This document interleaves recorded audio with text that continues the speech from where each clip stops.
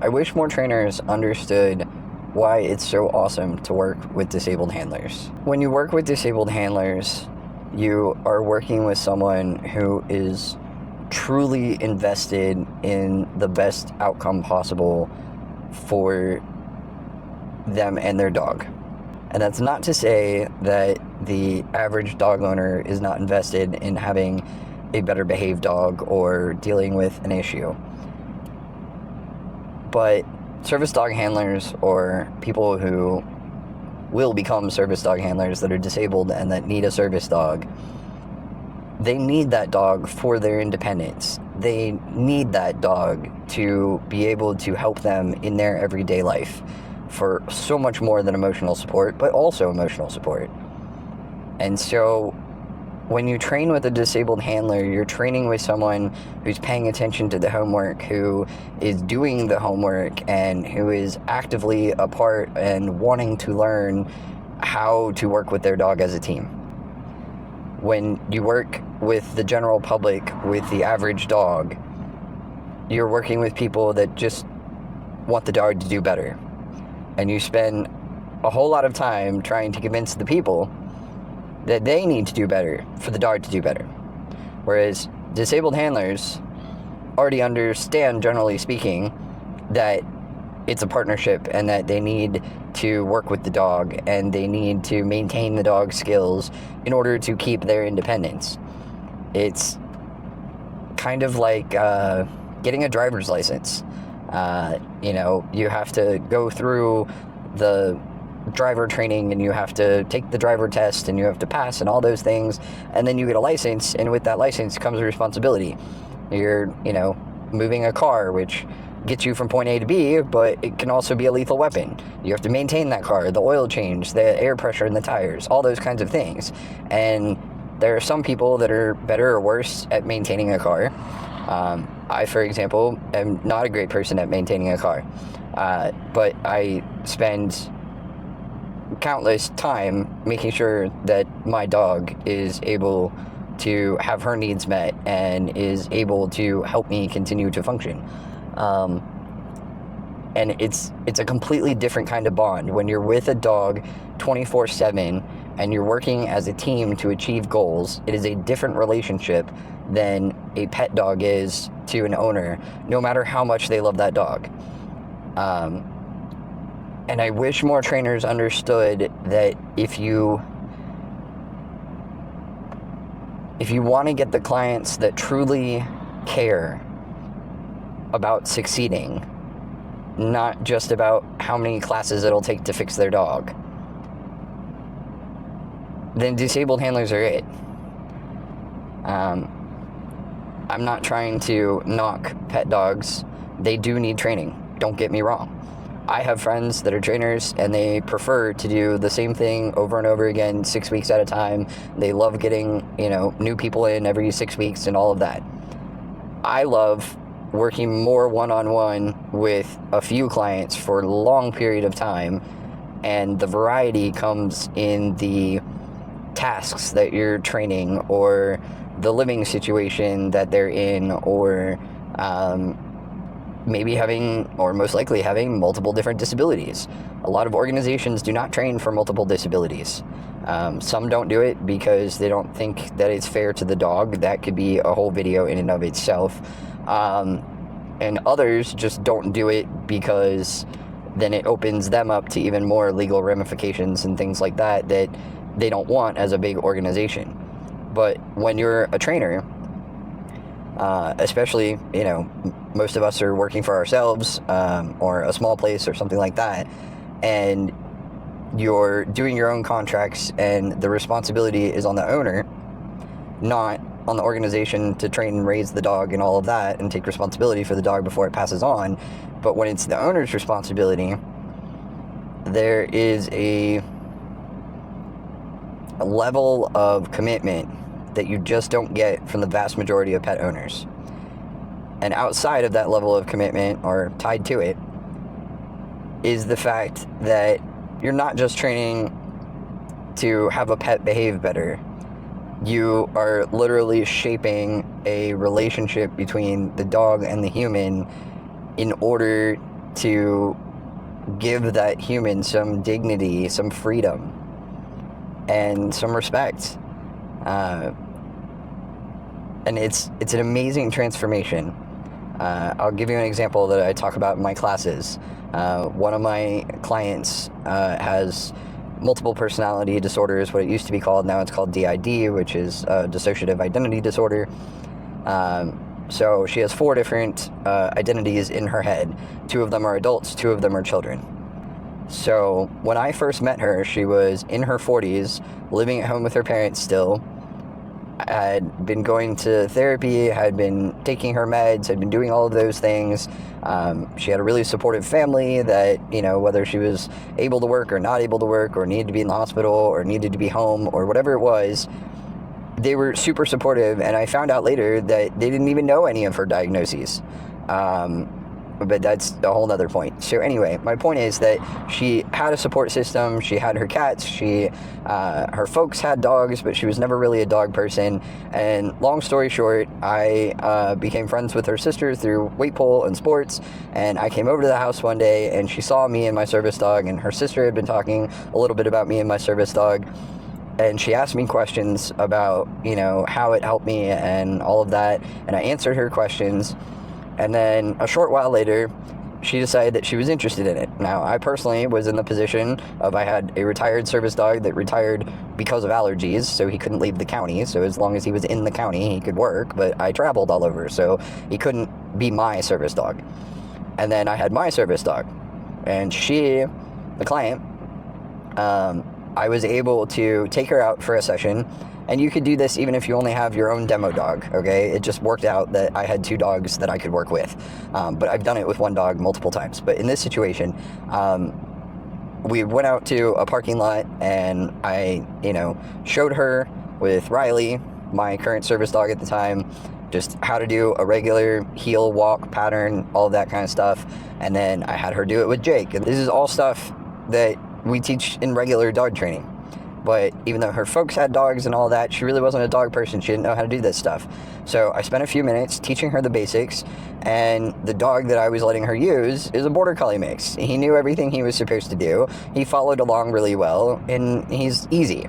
He's biddable, okay? So she gained confidence with doing that. And then we were already in a parking lot, and there was like a dollar store or something that... No, it wasn't a dollar store because it was pet friendly. Maybe it was TJ Maxx or something. But it wasn't all that big, and it didn't have a lot of people in it and all that. And so, you know, when I met her, she literally came with a backpack full of things. It had medications. It had things for her to do drawing to calm herself down. It had tactile things in it. It had oranges for her to use for scent and for the juice to help get her out of a panic attack or get her out of the anxiety, etc. And so she carried around this huge backpack. And so I told her, I said, how would you feel about, you know, going in the store? And she goes, you know, she's asking me if she even can go in the store, you know, and stuff like that. It's not her service dog, blah, blah, blah. And I was like, no, it's pet friendly. But, you know, I'm looking through the windows. There's nobody in there. I said, how would you feel about going in? And she goes, I don't know. You know, I haven't been able to do really well with stores lately. And I said, okay, well, how about I'll lead the way, and I will go in with Riley. I will deal with any access issues that we have. You don't have to say a word. All you need to do is follow. Jake knows what he's supposed to do. He was already wearing a harness, and I need momentum pull for my disabilities, so my service dogs have harnesses that have handles on them for momentum pull. And so I told her, I showed her how to hold the leash, I showed her how to hold the handle for him to momentum pull. She didn't really need momentum pull, but she needed grounding, and momentum pull can serve the purpose of grounding. So it's an easy task. The dog already knew it, that I was using to demo, and to see if this might be a good thing for her. And I said, you know, I will lead the way. You don't have to talk. You know, if you have any issue whatsoever, all you have to do is tell Jake, you know, to find outside. That's all you have to say. Find outside. And Jake will lead you back outside. Now, this is considered a guide task, but we use it for people with panic attacks or, you know, a number of different things. It's not just a guide task, and Jake knew it well. And she was like, okay, but that means like I might just ditch you and you might not see me. And like, you know, she was going through it. And I said, okay, let's talk it all out. And so we spent about 5 minutes, and I explained that Jake and Riley have worked together since Riley started his career. Riley learned service work from Jake and from me. And Riley and Jake live with me. So both of them are very aware where the other one is. They both worked together before.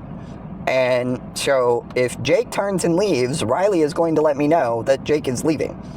And she was like, really? And I said, yes. And I said, you know, this is not true of every dog, but this particular pair, yes. That's why I'm offering this exercise. And so we talked it all the way out, and she was like, okay, you know, if you're sure, and if I have my panic attack or whatever, then I might need to take meds, and, you know, I might drop the leash or something like that. And I said, look, as you know, I will be obviously looking towards you and all that, but I will just lead the way into the store. We're going to make a lap around, and then we'll walk right back out the store. I'm not saying we have to go shopping. I'm not saying any of that. I just want you to see whether or not you feel differently with Jake by your side. It's not a cure today, okay? It is just an exercise. And just like in therapy, we do lots of exercises that build up to something else. So we did the walking exercises out in the parking lot, and, you know, now we're going to walk into a nearly empty store and just see if it makes a difference for you. And so we ended up walking into the store. I made the lap. I walked us back out, and she just kind of looked at me. And she was like, I started to feel panic, and then he nudged me, and we walked forward again. And she was like, and it disrupted it, and I was able to follow you. And I thought for sure I was, you know, going to have a panic attack. You know, and I remember that moment so much, because it was kind of that light bulb moment for her. And so she thought about it some more and everything. She really liked Jake. We did a couple more sessions. He was not a good fit to transfer to be her service dog, even if I was willing to give him up. And from there, we ended up finding her a puppy. And while we were waiting for the puppy, she trained with Jake. And because of her tactile issues and because of other things, she only pretty much wanted a standard poodle, including allergies and stuff like that. And so while we were waiting for the puppy, she worked with Jake. Now, this same person who, in her 40s, was living with her parents and in and out of episodes and all of that, working sometimes, not able to work other times, got her service dog, and within 4 or 5 years of having that service dog, she went from living with mom and dad to dating, to getting married, to moving out into their own apartment and living independently with her wife. Because of a service dog. Now, I'm not talking about because of me. I'm talking about because of the work she put in to train her service dog, to learn her own needs, not in a what medicine do I take way, but in a what can the dog do to help me way. And together, they were battle buddies. Going into a store for her brain is going into war. I can appreciate that. There are some days where I can walk into a store relatively easily. There are other days where I sit in my car for half an hour to convince myself to walk into the store, and I've had a service dog for 15 years. Okay? She got a job, a great job, and her service dog went with her. She got new allergies and couldn't stay in the office and ended up working from home. And she started training her next dog before that one retired. And that's the difference that a service dog can make in somebody's life. And her and I still talk on a regular basis. She still comes to me for help with some of the training for her next dog. She still asks me questions. It's a different kind of working relationship and than it is with pet dogs that are 6, 12, maybe 18 weeks, and then they go away for a couple years.